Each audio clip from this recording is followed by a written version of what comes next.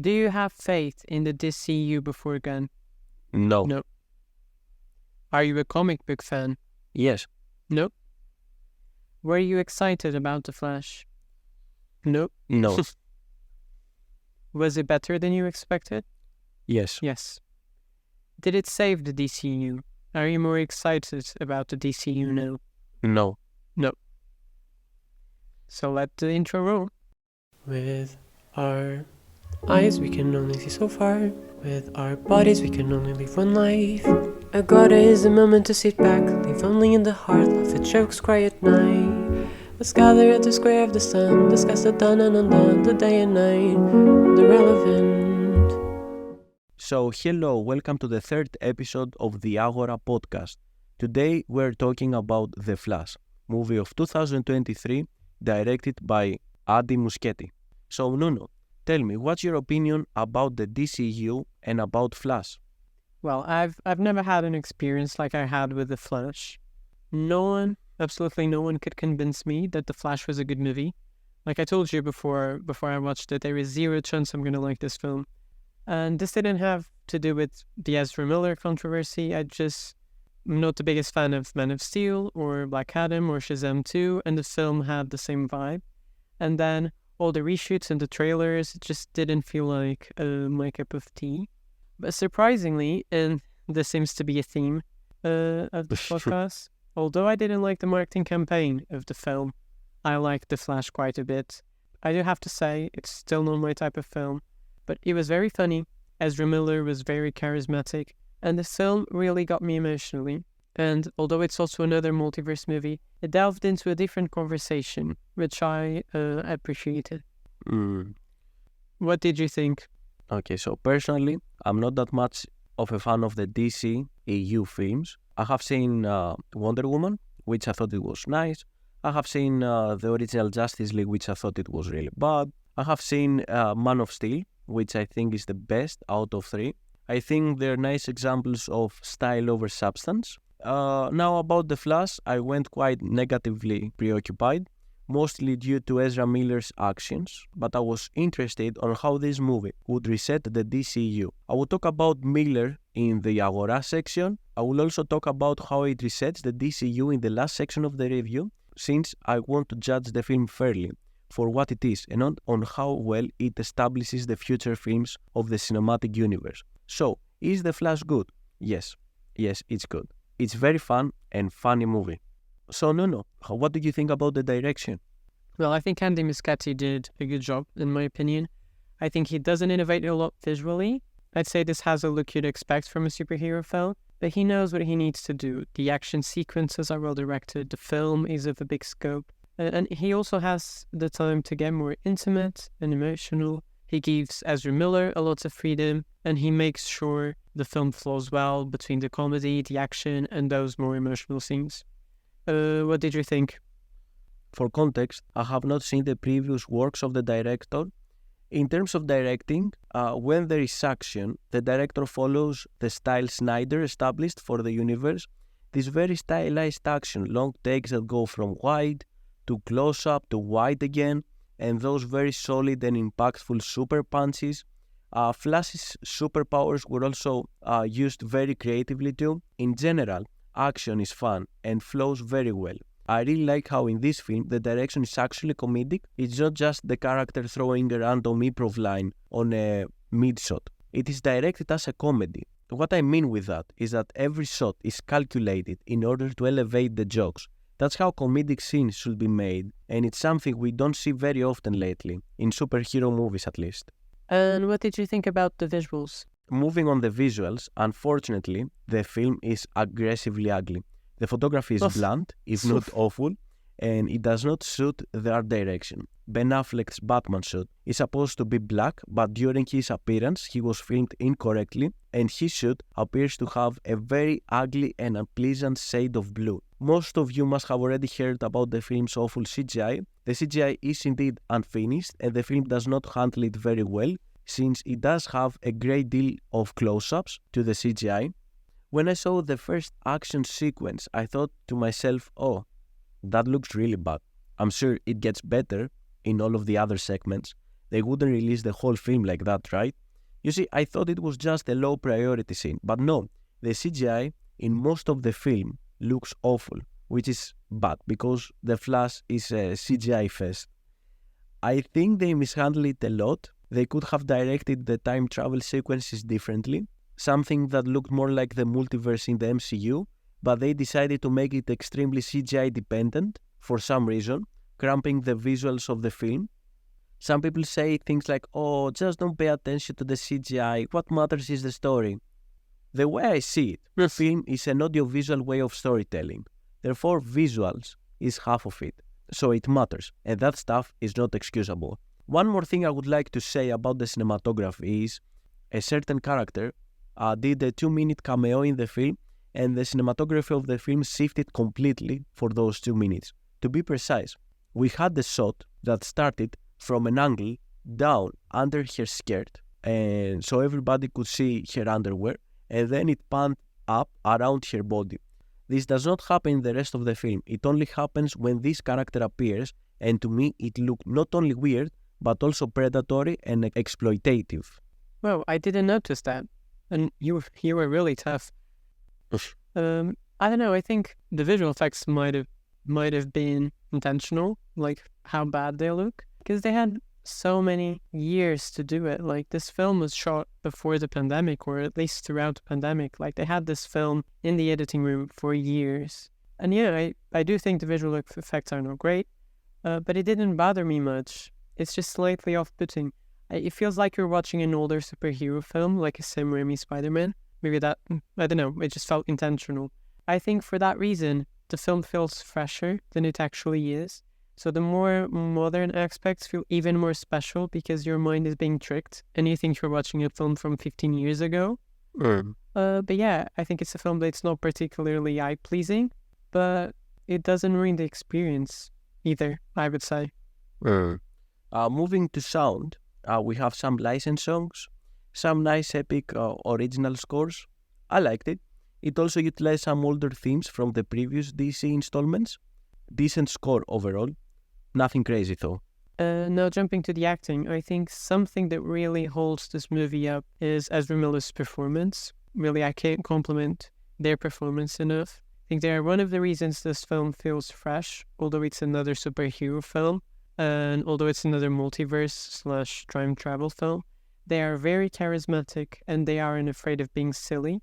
And I appreciated that their character had no label, which gave Miller the freedom to express themselves as they wanted to. Besides, Miller had a tough job of playing two characters and playing off themselves, which is crucial in comedy. And they succeeded. I think they made two characters feel very different, but still gave both nuances and grace. I also think that Michael Keaton was better than ever, and Sasha Calle was good. In general, the cast did a good job. Ezra Miller's performance is very solid. In general, Miller, as an actor, does have a very annoying energy. And in the movie, Ezra also had the role of a very annoying character, which creates a very insufferable outcome. However, by pairing him with literally a younger and even more insufferable version of himself, it balances out their energies, since older Flash self-reflects and realizes how annoying he is. And I think that's quite genius. It literally shows the power of self-reflection and how it leads to self-improvement. Also, even though he's very annoying, it never undermines the emotional moments. Tim Burton's Batman is back. I have seen Tim Burton's Batman films as a kid, but I don't remember anything about them. Overall, Keaton plays an interesting Batman. He is cool and sometimes a little bit quirky in order to serve the comedy. His character arc is the classic coming out of retirement, since in this alternate timeline, Gotham became a very safe city. Therefore, there is no reason for Batman to exist. Overall, I enjoyed him. The character is well written, except for some very silly dialogue, and Keaton's performance is fun. I would like to talk about alternate timeline's Kara, Supergirl. She is not a deep character, she is more of a plot device, but she is very fun. Sasha Cale's performance is solid, and I like the way she portrayed Rage. Lastly, I would like to say that her suit is the best in the DC cinematic universe, and this design is infinitely better than the classic Supergirl design, with that awful skirt. I hope they keep her for the role in future films. Yep, know about the story. I think The Flash was good story-wise, but I don't have a lot to say, to be honest. It is derivative at points, but it gets the narrative beats right. We feel for the characters, we root for them. I think the relationship between Barry and his mother is well established. The multiverse is digestible, and the film really touches you. At least it touched me. Yeah, I agree. The story is well written. I would say that the film reminds me a little bit of Multiverse of Madness in terms of how the story flows and the arc the main character has to go through. It is a movie that deals with the greediness to change the past or reality. It follows the classic philosophy: past will never change, forward is the way you should look at. I like this kind of stories, and I believe it was executed significantly better than Doctor Strange 2. I also really liked how the climax of the film was resolved. I thought it was creative and it represented the theme of the story very well. The pacing was good and it had the right dose of comedy, action, and plot. Overall, great work from the screenwriters. So, in conclusion, in my opinion, The Flash is a very well written story, and I really like how it serves a different take to what would happen to the world if Superman did not exist. Sadly, it was released unfinished, most likely due to the massive amount of reshoots this movie had.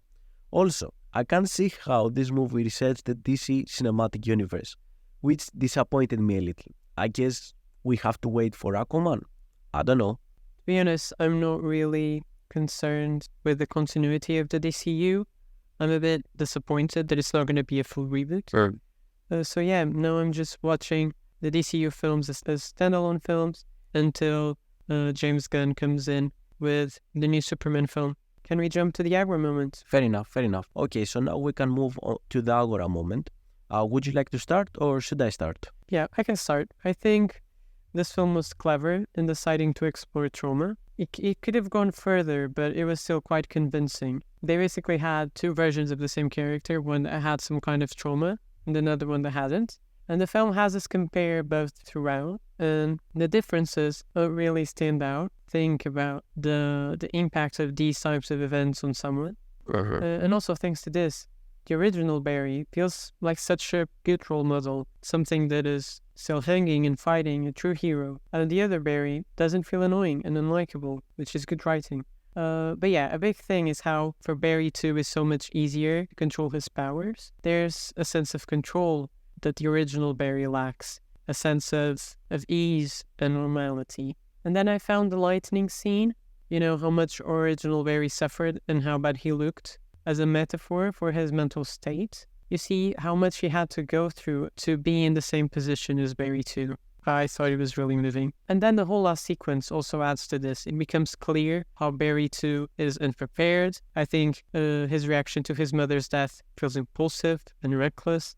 He loses control completely. This shows how Barry was strong as a child and the pain he brings with him. It also shows his constant effort to keep the reason winning the heart, which stops him from doing something crazy, or which keeps himself grounded and level-headed. I think trauma is not just an event, and it can be a continued experience. It is the aftermath. It's when you keep suffering after it happened. It's when what you knew to be true shifts, then your brain changes, and your body can change even. And it becomes harder to feel safe, to feel control, to trust. And it's something that will take time, that will improve eventually, and hopefully, but very slowly, which is hard when we want everything fast, even more for the Flash. And yeah, the film reminds us of being around people and people we trust, and of not being afraid of asking for medical help, for example. I like the small hint at the beginning. It's also a duty of society to inform about trauma, so that people who grow up under unfavorable conditions have the opportunity to become full-fledged members of society. Bessel van der Kolk. The sense of community and people being there for each other is a critical part of surviving and thriving. Well, I would say very well said. I really liked your take on this theme of the film. So, for that reason, I'm not going to talk about the aspect of trauma. I'm going to talk about the second theme that exists, in my opinion, and that exists in most time-traveling movies anyways. So, the sin of greediness. I think that's the second theme of the film. There is nothing more arrogant or irresponsible than changing the past in order to suit your will. The past is inevitable and it is part of who you are. And this is something that the Flash needs to accept throughout the movie to resolve the dramatic conflict. Trying to change the past is wishing reality suited your needs. It's beyond egotistic, but since it's such an impossible scenario, we don't realize it is. The scene of greediness is usually one of the most excused scenes, and I like how this film portrayed the catastrophic outcome it can lead to. The film kind of shoots its own foot with the last bit of the film, but maybe it is a way to depict how irresistible greed can be sometimes. Moreover, the way the alternate Flash destroys himself in the end and brings infinite pain and agony to himself depicts how arrogance is not only destructive to other people, but also destructive to yourself. No, I think you can talk about the Ezra situation. Cancel culture and Ezra Miller. I don't have many things to say. I wish I had more, but it's not a concept that I have a definitive answer. I did some research to what Ezra Miller is accused for. Would you like me to say to you? No. Yeah, you can say some of them, just so we have an overall view. Yeah, so the worst thing he has done, because he has done some other crimes that are not that important, at least in my opinion, like fighting in pubs and stealing alcohol, which are bad things, but it's not like something that would destroy your life. The worst thing that he has been accused of is grooming an 18 years old person and also grooming a young child, which is pretty bad accusations, I would say. I think more famous actors have been cancelled for less. Yeah, I think the situation with Ezra Miller is very delicate. Many people say it was a consequence of something really sad that happened in his life, that he needed help. And I do have to say, in general, I think cancel culture became something too common. I think most of the time, not necessarily in Ezra Miller's case, the accusations are difficult to prove, and sometimes we might be condemning the wrong people. I also think that although it is important to separate the art from the artist, especially in old projects and projects where there is no control, I think we need to be careful. We must be aware that when you are part of a film, you receive a lot of visibility, and there needs to be extra care, because they are the ones with the privilege to speak for the masses. And so there is a bunch of questions raised. First, it depends on the situation, but can celebrities be forgiven and prove they have changed? Look at Robert Downey Jr. and James Gunn. Should there be a second chance when so many people are waiting for their chance in Hollywood? Also, what about projects that are already in the can? Should they be cancelled in case something like that shows up? For example, The Flash, because of Ezra Miller, or the upcoming Loki Season 2 because of Jonathan Majors. What about the money the studio would lose? The creatives worked so hard for it. And if they are released, how will the marketing campaign work? Is the studio going to make it seem like everything is fine? Such a delicate matter, and it depends so much on the situation that it would be counterproductive to make conclusions or even give a list of names when we would join people whose accusations would be so different in gravity. We just leave them for you to answer. So I have nothing else to add, sadly. We can move now to our rankings. So tell me, Nuno, is The Flash in your top 5 of the year? I'm afraid it's not. I like the film, but I do think films like Spider-Man and The Little Mermaid and John Wick 4 go more with my personal taste. But I appreciated the film and I liked what it had to say. What about you? I would say that it's my number 5 until now, but I don't think it will stay in that position forever, since we have upcoming films like The Barbie, Oppenheimer, Teenage Mutant Ninja Turtles. I think it will be dethroned from the top 5. Moreover, is it in your top 5 multiverse films of all time?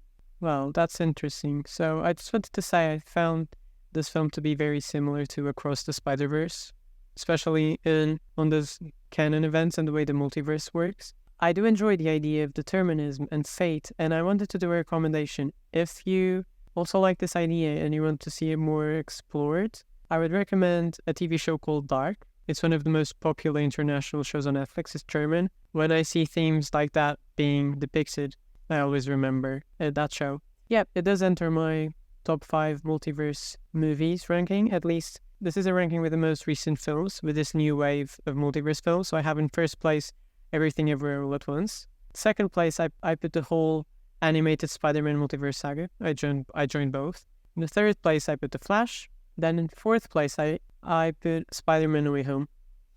I liked the film, but I thought The Flash had something a bit more relevant to say. And I didn't buy the spell in Spider-Man No Way Home. I thought it was a bit clumsy. And then in fifth place, I have Doctor Strange in the Multiverse of Madness. There are not many anyways, right? I love WandaVision, and I think they ruined Wanda's arc. Sam Raimi and Michael Waldron said they didn't watch WandaVision, and they said it proudly in interviews, which even pissed me off more. So, yeah. What about you? So I would say that my number 1 is Everything Everywhere All at Once. My number 2 is Across the Spider-Verse. Number 3, Into the Spider-Verse. Number 4, No Way Home. And number 5, The Flash. So it enters Very my well. top 5 multiverse films. Yeah, and that's our episode about The Flash. Make sure you check our next episode next week. And yeah, that's all for today. Thank you very much for staying with us until the end of the episode. We wish you a good day. Bye. Bye.